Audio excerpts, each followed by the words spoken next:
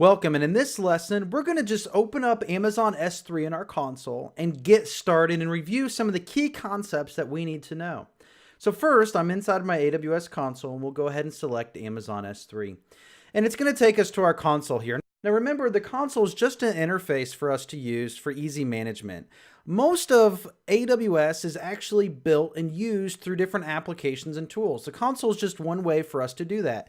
So with the command line interface, we can automate the uploading, the removing of objects. We can automate the starting and stopping of EC2 instances.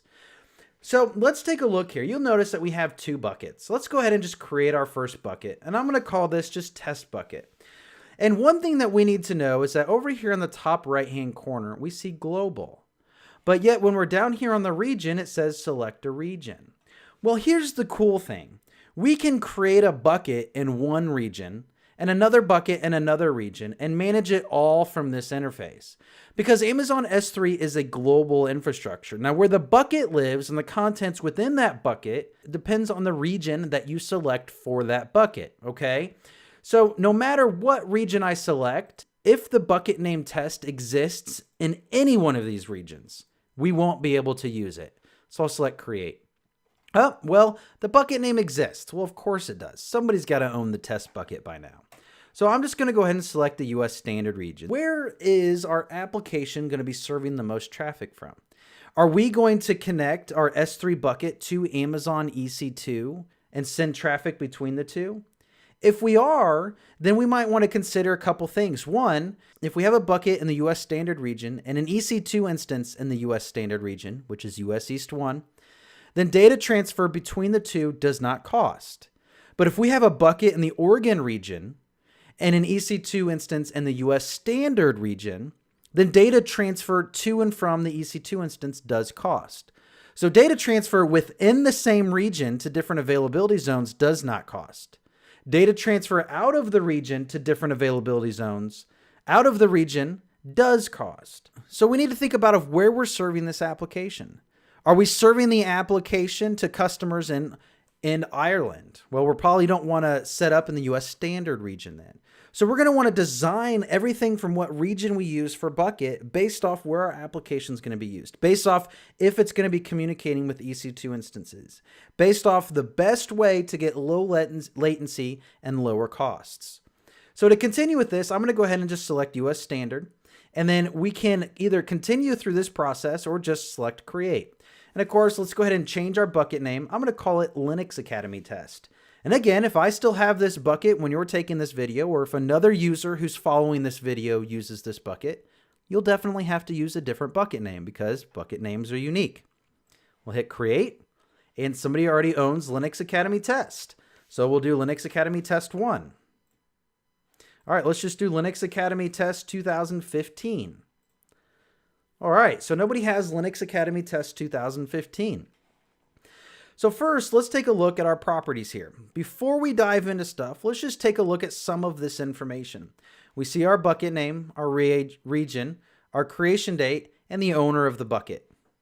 Now, this is from an account perspective, a bucket owner account perspective, right? So this account, which is Linux Academy 14, owns the bucket, regardless of what user creates it. I can't change ownership of this bucket to another root user or AWS account. I can manage my permissions here, which we'll get to shortly. Static website hosting. What I do want to talk about real quick on this, and we will have a specific lesson, is that endpoints. You'll notice that your endpoint greatly determines based off what region you're using. So your endpoint here, which is your resource endpoint, how you would connect to it, for example, is your bucket name .s3 website the region .amazon AWS. So the unique variables here are the US East 1. This will be different depending on your region. And the endpoint bucket name, and the bucket name, that will also be independent. So we can enable logging on a bucket. But what I wanted to show you first was our events, right? So we can set up these events and we can call this a specific event. So RRS event loss. We could create it so that whenever if we have RRS reduced redundancy storage enabled, then if we lose an object, it'll send a notification if this event occurs. AWS will send an event of this name, RRS object lost. It'll either send it to an SNS topic, SQSQ, or Lambda function. If we did an SQS topic, I could either add the topic ARN, which is what you used to have to do. So we copy the topic ARN here, or you could select a topic that already exists. So our CloudTrail topic already exists, but we'd probably want to create this to be a different topic because we might want to set it up to go to a different endpoint. We may not want to notify every administrator an email when there's a lost object. Maybe we just want to set up automation to automatically recreate that object, since RRS storage is for easily reproducible data, which means data that we can automate the recreation of, taking a video and retranscoding it. So we could also set it up, we could set up multiple events, or we could set up an event where whenever we upload something or copy something, we can receive an SQS message, a Lambda function. Now, when AWS sends this, it sends it in a JSON type format with information. It has metadata information about the object, regardless if you're putting the information or regardless if it's an RRS lost object. If you're interested in this automation, again, check out the AWS developer, the AWS certified developer course. Then we can enable versioning on a bucket. We can enable lifecycle policies on a bucket. And of course, we can tag buckets. And with AWS, we can actually create resource groups where we can tag a bucket to belong to an actual application. So we know that this bucket name belongs with these EC2 instances and is running part of this application. And we do that by tagging. Now, AWS, it's very important for us to tag. We might have 5 or 6 different applications running inside of one AWS account. That means we could have 5 or 6 elastic load balancers, 5 or 6 different auto scaling groups. We can have an entire complete infrastructure.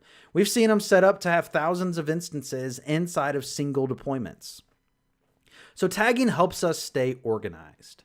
And then we have requester pays. Now, we can share this bucket basically where another AWS account, especially through access policies, can access the bucket. But if that's going to happen and they're going to download the contents of that, maybe they're downloading it a lot, maybe we want the requester to pay.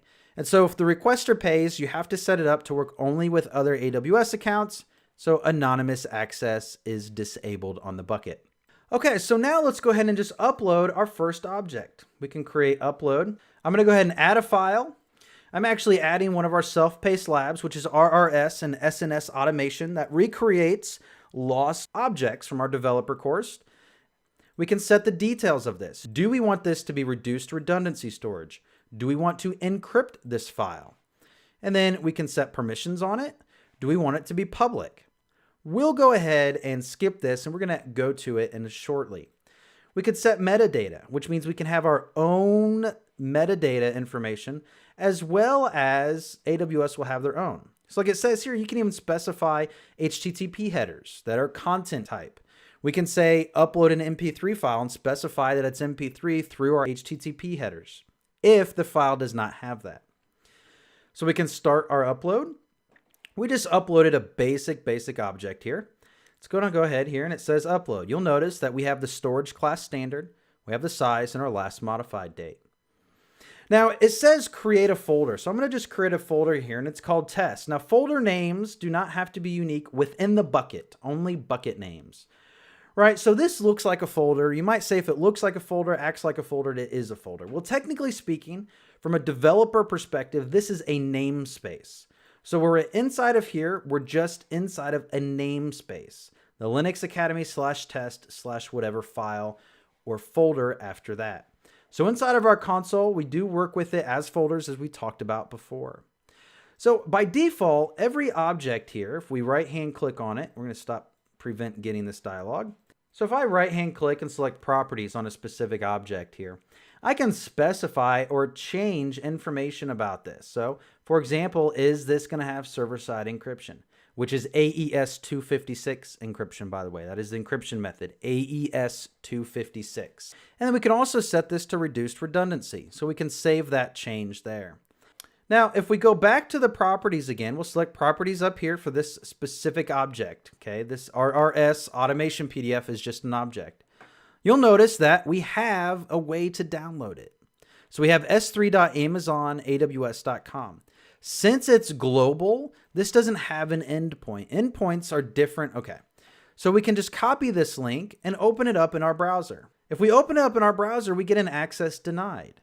Why is that? Because by default, all objects, when created, unless specified using the API or at upload time, are private.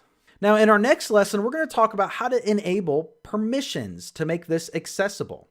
But we're going to conclude here by taking a look at our storage class. We have reduced redundancy storage because we changed it to that. And again, reduced redundancy storage places our object on Amazon, basically hard drives or partitions that are less reliable storage. It has 99.99% durability. Where we have the same ability to access it, 99.9% availability, there's a chance because we're using less redundant storage, our object could be lost. And that's why we want to use and set up automation, which requires more work on our part. That's what events come in for. So when we're notified of this, so we can reduce costs by using reduced redundancies. So we can reduce costs by using reduced redundancy storage. So that concludes it for this lesson. In our next lesson, we're going to take a look at AWS bucket permissions. So go ahead and complete this lesson and move on.